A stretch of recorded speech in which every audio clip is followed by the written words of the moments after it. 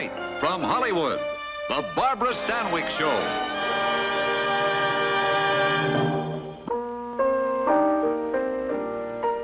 Good evening. Tonight, your gas company playhouse presents a gripping story about a woman lawyer and her fight for justice in that most poignant of all litigation, a contest for the custody of a baby. Joseph Cotten is the guest star with Elana Eden cast as the young mother. Margaret Fitz, Leonard Proskins, and Paul Mason are the writers, and David Lowell Rich directed. And now in just 60 seconds, the first act of The Hitchhiker.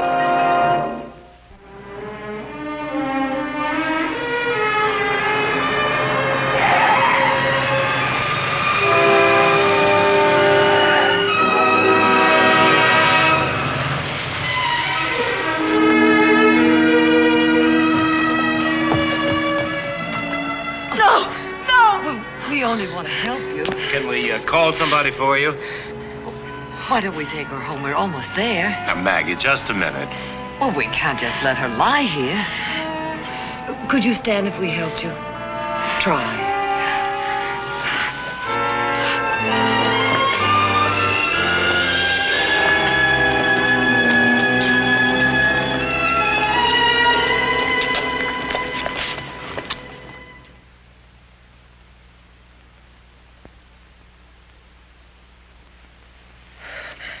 Who are you?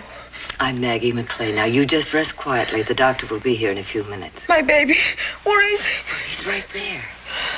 Oh, he's my baby. Mine. She will not have him. Tell her this. Tell her to leave me alone. Tell who? The old missus. You know. No, I don't know. I don't even know your name. Oh, Brad, thank you for coming. Hello, Maggie. This is Dr. Lee. Well, how are you, young lady? You make a practice of passing out at street corners, huh? Can I see you outside a minute?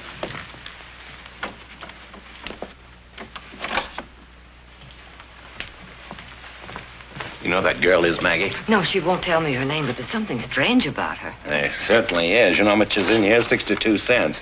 Take a look at that. It's a hospital ID bracelet. Freeland. Brian Freeland's widow. But that's ridiculous. The Freelands have millions. It fits. Right accent, right age. The upstairs maid. And the backstairs baby. She married old Tess Freeland's son. Grandson. But what on earth is Brian Freeland's widow doing hitching rides in the middle of the night with only 62 cents? Well, perhaps old Tess refuses to pay off. Oh, she can't legally. When you're Tess Freeland, you can do anything legal. Well, everything's under control. Maggie, can you cope with the baby for at least a week? Yes, of Oh, course. come on. I'm trying to write a book. What's the matter with her? When she wakes up, feed her. I doubt if she's had a square meal in a week. What about the baby? Oh, fat and fine. But the mother is half-starved. I think I'm about to get mad. Brad, why don't you go home? Yeah, Mac, who is she? A character in one of your novels? I don't write pulp romances. Good night, Brad. Anytime, Maggie. You can't ever tell when I might need a good-looking lawyer. Good night, Mac. Night.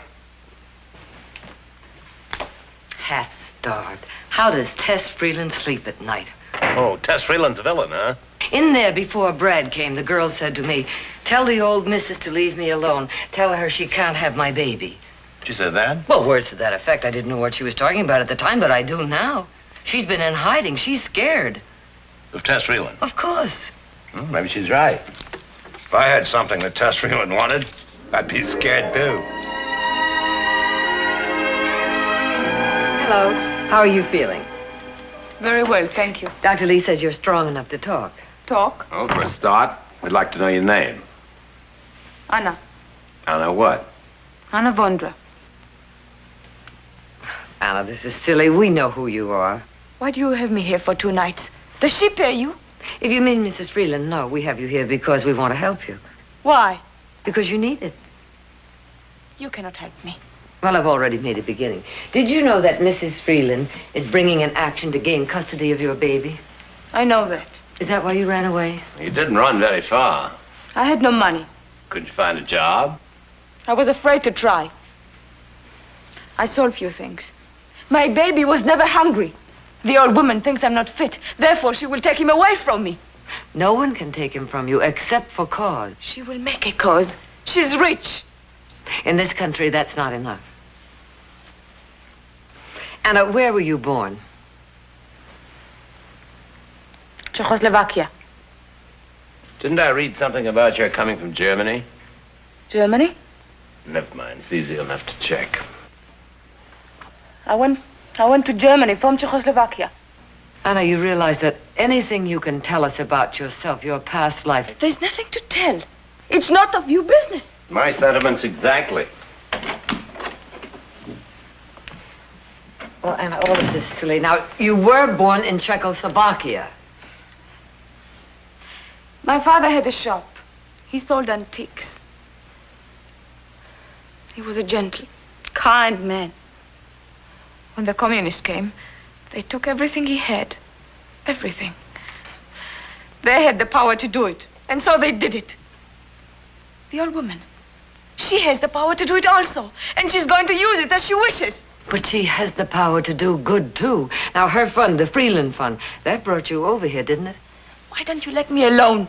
Why do you ask me these questions? Well, I'm sorry. I thought... Well, I jumped to the conclusion that you might want me to help you. What? Well, as I told you yesterday, I'm a lawyer. I'd like very much to defend you against this action of Mrs. Freeland's. You're joking. Will you take a chance on me?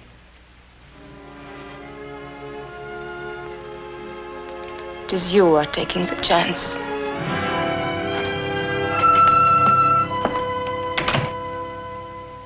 Oh, no, Mr. Fitzgibbon. There's not a chance of an out-of-court settlement. You're asking my client to put a price on her baby, which she naturally refuses to do. Well, thank you. I'll look forward to seeing you at the hearing, too.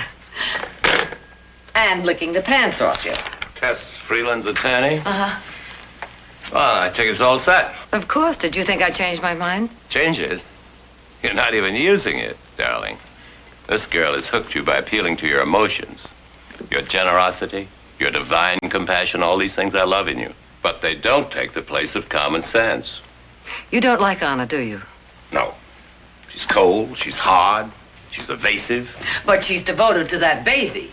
She starved herself to feed it. A mother cat would do the same. Besides, you don't like her any better than I do.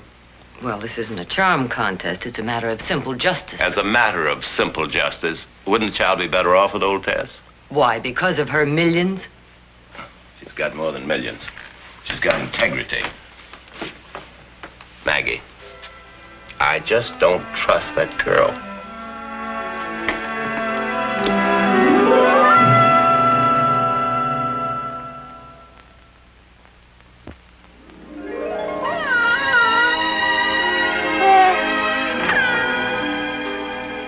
Anna, for heaven's sake. Oh. It was not clean. It must be clean. You scrubbed it at least 50 times. I've been here for 3 weeks. I must do something. I know the waiting's been hard, but it's almost over. The hearing has been moved up to tomorrow. Tomorrow? Mm-hmm. It seems that Mrs. Freeland wants to go to the country. The country is good for babies, yes? Oh, you don't have much confidence in me, do you? You can afford to hope. I cannot. Anna, I don't just hope, I know. Now, you're going to keep your baby just as sure as the Lord made little apples. Funny. Always I feel I'm older than you. Well, we'll see how you feel tomorrow. I've just been talking to Anna, and I need to see a cheerful face. Well, I'm afraid I'm not your boy. Oh? I tried to tell you about that girl, and you wouldn't buy it. Now you're going to find out I'm right. Well, come here. Sit down. I talked to your partner today. What about? Look, if Arthur asked you to withdraw from this case, would you do it? Oh, I get it. He's had pressure from some of his clients, is that it? Yeah. Wanting Arthur to call me off. Either that or dump you. If Arthur has to choose between you and survival, which way do you think he'll jump? What do you mean, survival? Freeland money built this city, you know that. How many people here are going to risk offending Tess Freeland to do business with some firm that's bucking her? I'll resign. Resign. Then what? You'll never do another nickel's worth of business in the state? You lose everything you've worked for all your life. You lose your case, too. You're pretty sure of that, aren't you? You're up against a woman who's never failed to get anything she wanted. You think she'll fail now that the stake is her own grandson? That child is her immortality. Ah, but you've overlooked one small point. The law doesn't happen to be on her side. The law happens to be on the side of power. Them as has gifts. Don't say that to me. Get off your high horse. I'm telling you the facts of the world we live in. Not the world I live in. The fact in my life is what it says on the Supreme Court building. Equal justice under law. Ah, fine, handsome Well, slogan. it's what this country is all about. It's what I'm all about. It's why I'm going into court tomorrow. Now, don't you understand any of this? I understand you're walking into a buzzsaw. It's very noble, very courageous, and very stupid. Stupid? And just a little bit self-dramatizing. This role you're playing, that of the champion of the underdog, is getting pretty sickening. You've thought about this for a long time, haven't you? You must know, yes. Well, I guess I am pretty stupid at that. Stupid to think we had anything in common.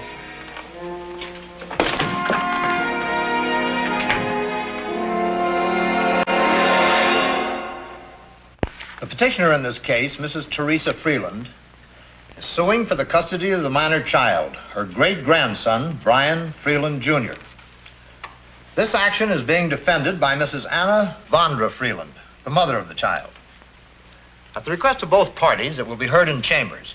However, I will ask you all to remember that this is a court of law and the proprieties will be observed. Mr. Fitzgibbon, have you any witnesses to call? Just one, if it please the court. Bailiff? Would you step inside, please?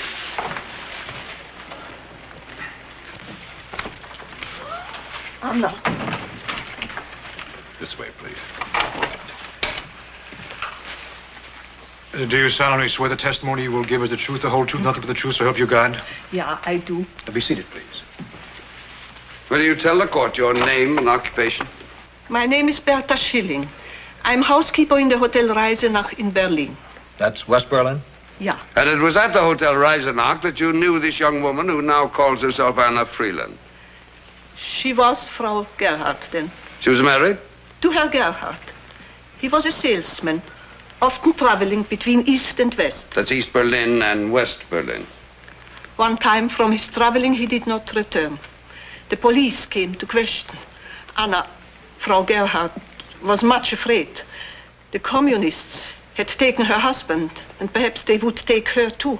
So she made application under the auspices of the Freeland Fund to come to America. Yeah. And yet the Freeland Fund does not accept married women. Is that not true? But poor Herr Gerhardt, he was dead. You had no proof of that. His wife had no proof of it. No. So Frau Gerhardt, who now calls herself Anna Freeland, knowingly and willfully falsified her application with your assistance.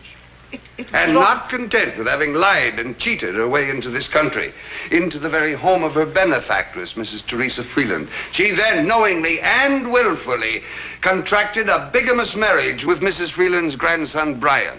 Your Honor, counsel is asking the witness to testify to matters of which she has no knowledge.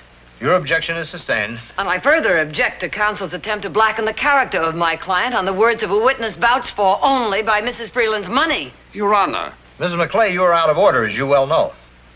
I meant no disrespect to this honorable court. Well, does counsel imply that I or my client is guilty of subornation of perjury? Well, counsel asks for proofs of this alleged Herr Gerhardt's death. I further would like proofs that he ever existed or that a marriage between him and my client ever took place. What are you saying, lady? Why should I lie? Well, either you lied then, out of compassion for a friendless girl, or you're lying now, out of fear and greed. Bitte, bitte. Leave her alone. What she says is all true. I'm sorry. Sorry.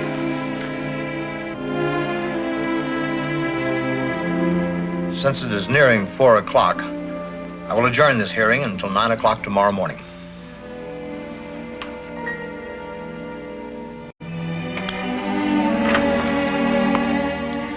You can go if you want to, Daisy. Mr. McClay won't be home for dinner.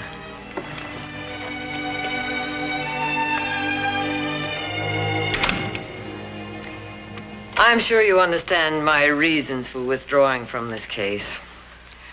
I'm afraid after today there can be no doubt as to the judge's decision. I said how it would be. Why didn't you tell me the truth? I had a stake in this, too. Couldn't you understand that? You have no child.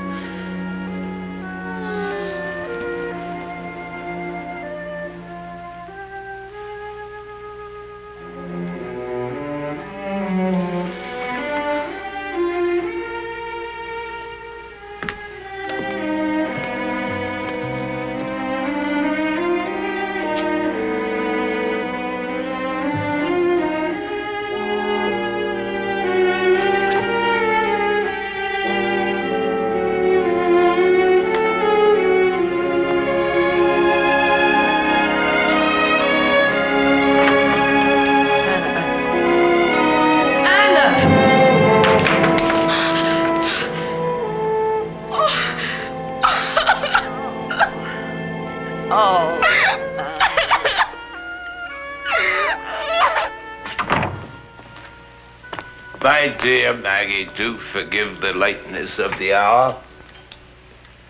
I have been engaged in research in the public library. Obviously. Tell me about yourself. How goes the battle for equal justice? I'll go to bed now. Oh, you imply that I'm drunk. Well, I am drunk. But in a good cause, with your sleeve in my helmet, if I may so I'm not place in the it. mood for Maggie, this. Maggie, I said some bitter things to you. I said you were stupid, It self-dramatized. doesn't matter. You were right. I was jealous. Always have been a little. Because I wanted to be enough for you, and I knew I wasn't. And there was this other thing, some words on a building. Didn't I say you were right then? No, I don't want to be right, understand? I want you to make your point, although half the time I don't understand what it is. I want you to be up there on your high horse with a feather in your hat. Oh, stop it, Mac. You're 24 hours too late. No, I'm not. You've got tomorrow. How did you know? Your partner. Well, then you know about Anna. Yes. Yes, I know about Anna, but you don't know about Tess. I told you I was engaged in research. Well, I quenched my thirst for knowledge at Christy Fannon's Bar and Grill in Arch Street. You know Christy Fannon? Well, Christy Fannon's father worked for Peter de Passifant. I bet you don't even know who Peter de Passifant is. Well, Peter de Passifant was old Tess Freeland's guardian. My contribution to the cause of justice.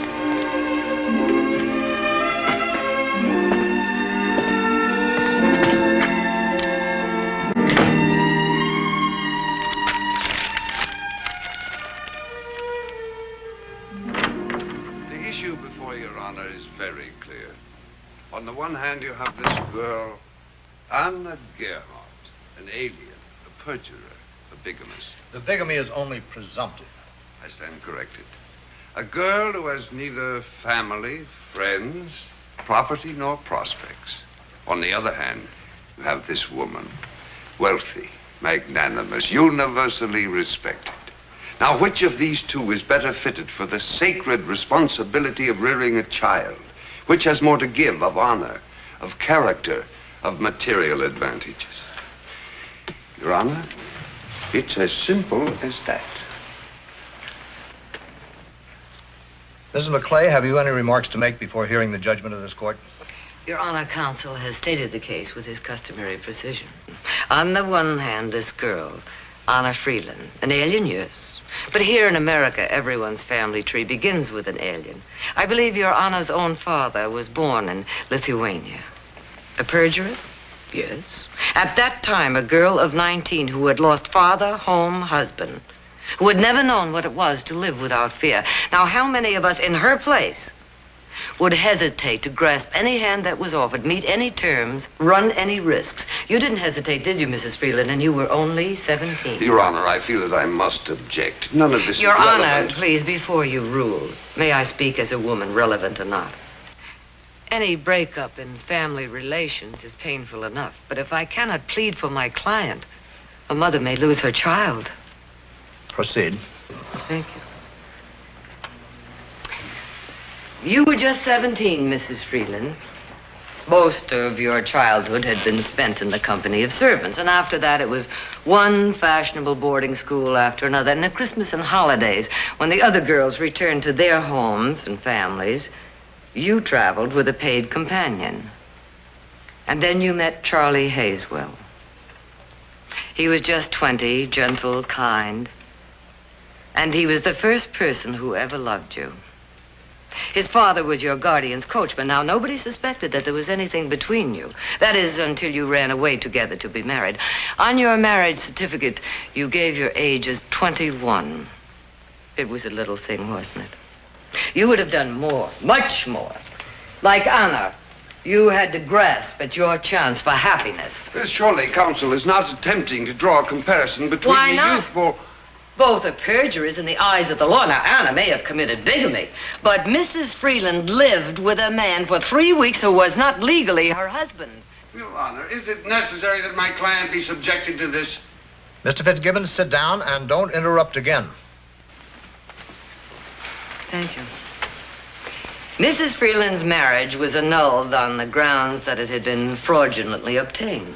And after that, Charlie Hayswell left the country, and as far as we know, she never saw him again. Now it is claimed she has a better right to Anna's child than Anna has herself. Why? Because she never acted rashly and dishonestly as Anna did out of deep human need, or merely because she is richer. Now, counsel has laid great stress on Mrs. Freeland's money. Money, we all know, will procure many material advantages. There are some people, in fact, who believe that money will buy almost anything. Security, power, even... Yes, even the judgment of this honorable court. And yet it would not buy for Mrs. Freeland the one thing she wanted most. The happiness of loving and being loved. And I will not buy it for this baby. There is no price on a mother's love for her child. Before the bar of this honorable court, there are no rich and poor, no great and small, only the just and the unjust, and the vast troubled majority of us who are perhaps a little of both. I therefore ask that Your Honor deny the petitioner's suit and allow the child to remain with his mother.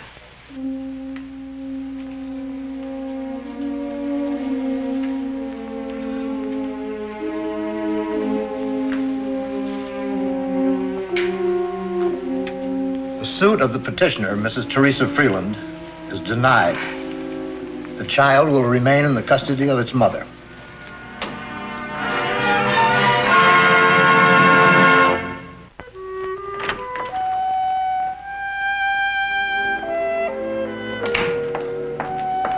Congratulations, champ.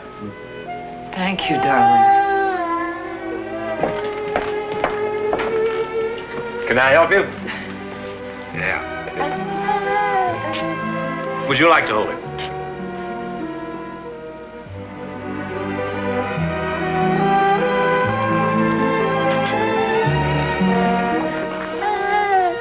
Thank you. I'd like to help you if you'd let me, Anna.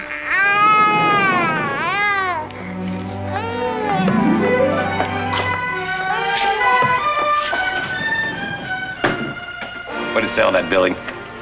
Equal justice under... The law?